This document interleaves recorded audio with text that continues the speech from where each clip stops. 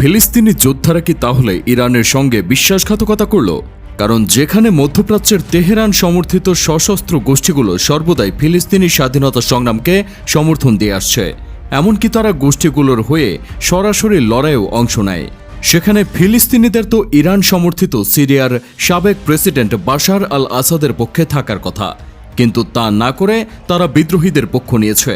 আর এতে স্বাভাবিকভাবেই প্রশ্ন উঠেছে, তাহলে ফিলিস্তিনি যোদ্ধারা কি ইরানের সঙ্গে বিশ্বাসঘাতকতা করল? বিশ্লেষকদের মতে ফিলিস্তিনি গোষ্ঠীগুলো পতিত আসাদ সরকারের বিরুদ্ধে দাঁড়ানোর প্রধান কারণ হল শিয়া সুন্নি মতাদর্শ এবং আবু মোহাম্মদ আল জোলানি।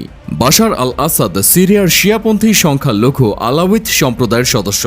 অপরদিকে ফিলিস্তিনি যোদ্ধাদের মতাদর্শের শিরক মিশরের সুন্নিপন্থী মুসলিম ব্রাদারহুড থেকে উদ্ভূত, যে একই মতাদর্শে বিশ্বাসী সিরিয়ান বিদ্রোহীদের নেতা আবু মোহাম্মদ আল জোলানিও।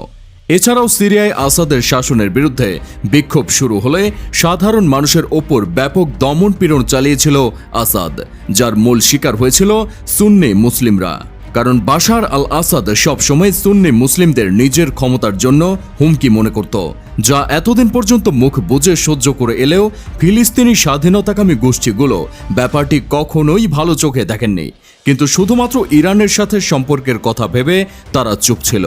তবে বাশার আল আসাদের পতনের পর এ সম্পর্ক অনেকটাই বদলে গেছে। ফিলিস্তিনিরা আবু মোহাম্মদ আল জোলানিকে অভিনন্দন জানিয়েছে, এমনকি গোষ্ঠীগুলো বিবৃতি দিয়ে বলেছে তারা সিরিয়ার জনগণের পাশে রয়েছে এবং সিরিয়ার জনগণের আকাঙ্ক্ষা, স্বাধীনতা ও রাজনৈতিক পছন্দকে তারা সম্মান করে। এদিকে সিরিয়ায় চলমান সংকটের সুযোগ নিয়ে দেশটির একের পর এক জায়গা দখল করে নিচ্ছে ইসরায়েল, যার তীব্র নিন্দা জানিয়েছে কাতার, তুরস্ক এবং মিশর। বিপরীতে ইসরায়েলের প্রতি সহানুভূতি দেখিয়ে যুক্তরাজ্য এবং মার্কিন যুক্তরাষ্ট্র ব্যাপকভাবে সমর্থন জানিয়েছে।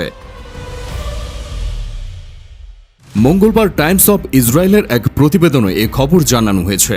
কাতারের পররাষ্ট্র মন্ত্রণালয়ের মুখপাত্র মাজেদ আল আনসারি এক সংবাদ সম্মেলনে বলেছেন, সিরিয়ার বর্তমান পরিস্থিতিকে শোষণ করা এবং দেশটির সার্বভৌমত্ব লঙ্ঘন করা অগ্রহণযোগ্য বলে মনে করে দোহা।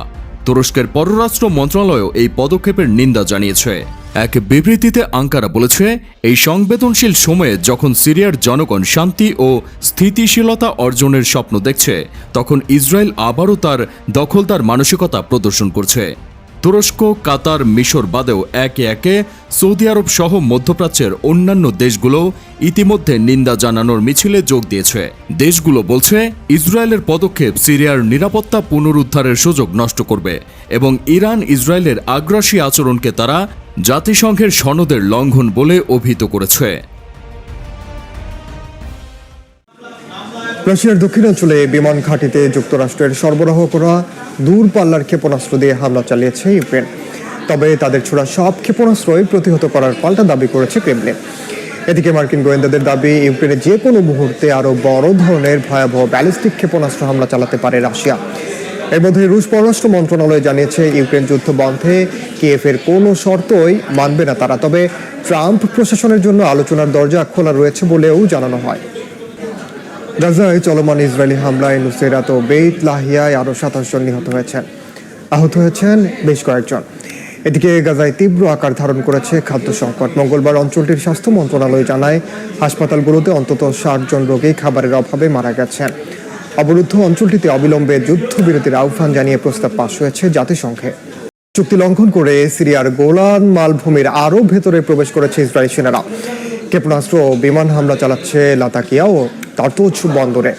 দখলে নিয়েছে বেশ কয়েকটি ট্যাঙ্ক ও অস্ত্র সরঞ্জামও। সিরিয়ায় ইসরায়েলের এই সামরিক অভিযানের নিন্দা জানিয়েছে জাতিসংঘ সহ বিভিন্ন দেশ। এর মধ্যে নিজ দেশে ফিরতে শুরু করেছেন বিভিন্ন দেশে আশ্রয় নেওয়া হাজারো সিরীয় উদ্বাস্তু।